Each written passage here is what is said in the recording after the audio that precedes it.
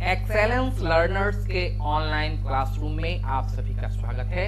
और आज इस चैनल पर इस क्लासरूम में हम लोग पढ़ेंगे कबीर के द्वारा लिखी गई शब्द, जो क्लास 9 सीबीएसई बोर्ड के हिंदी पाठ्य पुस्तक क्षितिज में संकलित है। इसमें 2 शब्द हैं कबीर के।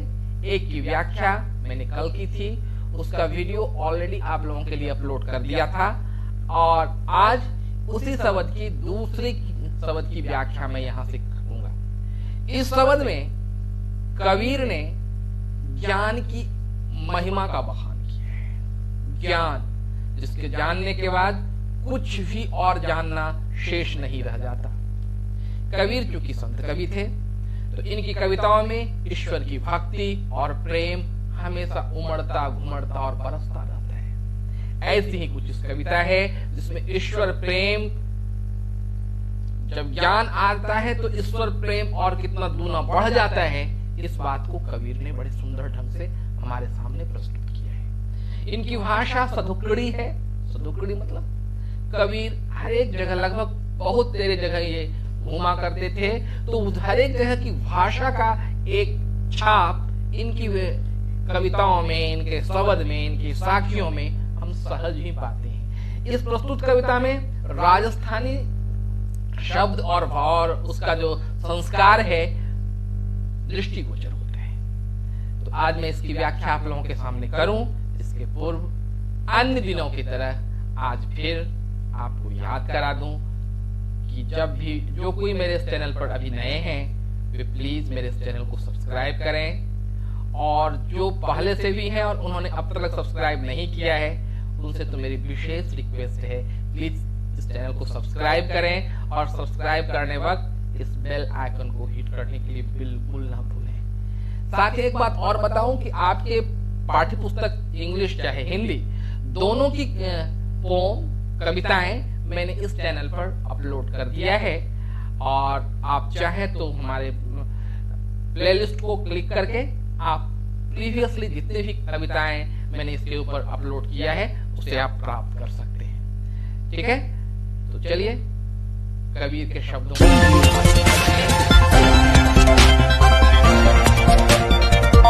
संतों भाई आई ज्ञान की आंधी रे।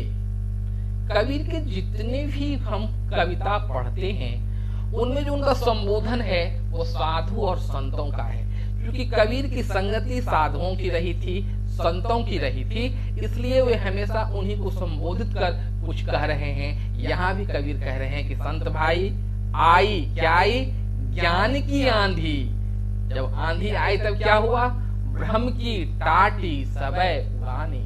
अब तक जो भ्रम था मन में, जो एक प्रकार का उधेड़ बुन था, हम क्या हैं, किसके लिए हैं, ये इस तरह की जो भ्रांतियां थी ना, इसकी टाटी मतलब जो कमजोर दीवार होता है, जो कि आप कह सकते हैं कि खरपतवार की बनी हुई जो दीवारें होती हैं, उसे हम टाटी कहते हैं। तो कबीर क्या रहे हैं, अब तक जो हमने आपने आसपास एक दीवार बना के रखा था, वह भ्रम की थी, वह कमजोर थी, और ज्ञान की आंधी आते ही यह सब उड़ गई।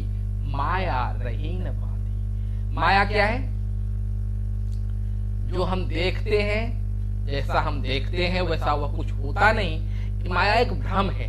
तो कबीर क्या कह रहे हैं कि भ्रम रूपी धागे से जो हमारी यह टाटी बंधी हुई थी, वह ज्ञान रूपी आंधी के आते ही उड़ गई। उपमा का यहाँ पर प्रयोग किया है कबीर ने। हीती चित्त की 2 थूनी गिरानी। थूनी मतलब क्या है भाई?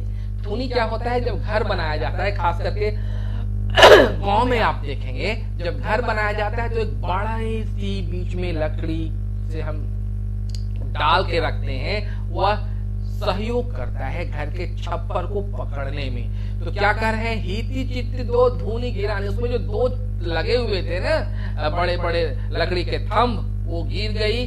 मोह बलिंडा टूटा। और फिर यहाँ पर देखिए गांव की का शब्द, बलिंडा।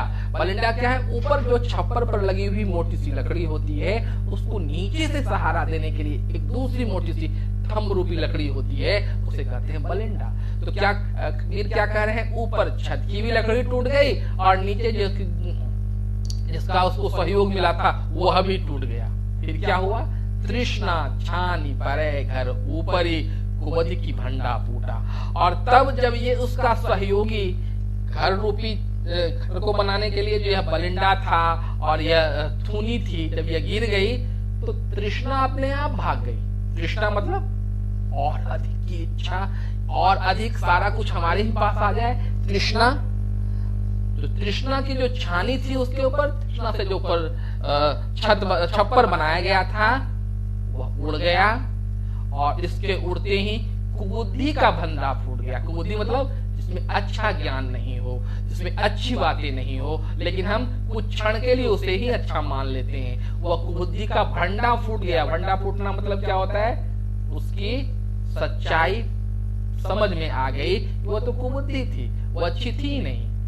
जोग जुगति करी संतों बांध्यो, निरुचि चुभे नहीं पानी। और जिस इस आंधी में योग करके, योग मतलब जतन करना, योग मतलब होता है योग करना भी, जो कि ऋषि मुनि हमारे यहाँ क्या करते थे? योग जुगति करी संतों बांधी। संत ने जो था अपना घर बड़े ही योग और जतन से बांधा था।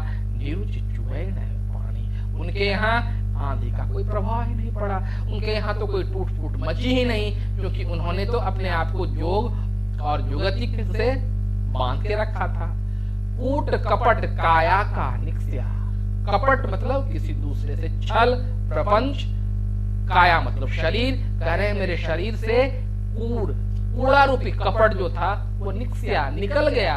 हरि की गति जब जानी, कब निकल गया यह? जब हरि मतलब ईश्वर, जब ईश्वर की गति, ईश्वर की प्रकृति, इस ज्ञान से क्या मिला मुझे? ईश्वर की प्रकृति की जानकारी मिली। तो ईश्वर की गति जब हमने जान लिया तो यह कूड़ा रूपी कपट हमारे शरीर से निकल गया। आंधी पीछे जो जल बूटा। प्रायः देखा जाता है जब जोरों की आंधी आती है तो उसके बाद बारिश भी होती है। कबीर कह रहे हैं आंधी पीछे जो जल बूटा। बूटा मतलब पड़ना, राजस्थानी शब्द। आंधी के पीछे जो जल पड़ा, प्रेम हरि जन पीना।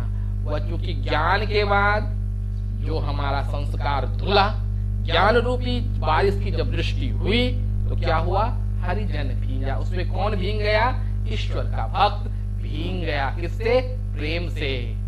कहे कबीर भान के प्रगटे। भान मतलब ज्ञान। कबीर कह रहे हैं ज्ञान के उदित होते हुए, जब ही ज्ञान प्रकट हुआ, उदित हुआ, भया तम घीना। तम मतलब अंधकार। अंधकार बेचारा दुखित हो गया, क्योंकि दोनों में विरोधाभासी संबंध है। जब ज्ञान आएगा तो हमारा अज्ञान दूर हो जाएगा, दिन निकलेगा, रात्रि दूर भाग जाएगी, है ना। तो कबीर ने इन पंक्तियों में ज्ञान की महिमा और गरिमा का बखान किया है। कबीर बार बार कहते हैं कि संसार एक माया है, हम जो समझते हैं वह है ही नहीं। हम झूठे संसार के बंधन में अपने आप को बांधे रहते हैं, लेकिन जो ही हमें संतों के माध्यम से ज्ञान रूपी संस्कार मिलता है, जो ही ज्ञान की बारिश होती है, जो ही ज्ञान की आंधी आती है वस्तुतः, तो हमारे अंदर का जितना भी माया, मोह, तृष्णा और कुबुद्धि है उसका भंडा फूट जाता है, वो भाग खड़ा होता है, और उसके बाद प्रेम रूपी जल की बारिश होती है, जिसमें हरिजन, ईश्वर का भक्त, हरिजन मतलब ईश्वर का भक्त, उसमें भींग जाता है और मानो उसके मन का मैल धोकर एक धुल जाता है और एक नए संस्कार की एक नया संस्कार उदित हो जाता है, प्रकट हो जाता है। और तम मतलब क्या है? तम मतलब बुराई, अंधकार बुराई का प्रतीक है। तम खीना हो जाता है। खीना मतलब कम पड़ जाता है, क्षीण हो जाता है, मलिन हो जाता है या दुखित हो जाता है। तो बच्चों, यह रही इस श्रवत की व्याख्या, जिसमें भूरी भूरी प्रशंसा की है कबीर ने ज्ञान की, है ना। क्या कबीर निर्गुण ज्ञान मार्गी संत थे। तो मुझे पक्का विश्वास है कि यह कविता तो आपको समझ में आ ही गई होगी। अब एक बार फिर आपकी बारी आ जाती है। जिन लोगों ने, मैं फिर से रिपीट कर रहा हूं, मेरे इस चैनल को सब्सक्राइब अब तक नहीं किया है, अभी का भी सब्सक्राइब कर दीजिए ना। साथ ही साथ अगर आपको यह मेरा पाठ अच्छा लगा हो तो अभी लाइक कीजिए, शेयर कीजिए, और कोई भी विशेष जानकारी आपको लेनी हो अपने पाठ्यक्रम के संदर्भ में तो कमेंट करना बिल्कुल ना भूलें। मैं आपके कमेंट का बेसब्री से इंतजार करता रहता हूं। तो आज के लिए इतना ही, मिलते हैं अगली बार कुछ नए पाठ्यक्रम के साथ। तब तक के लिए धन्यवाद।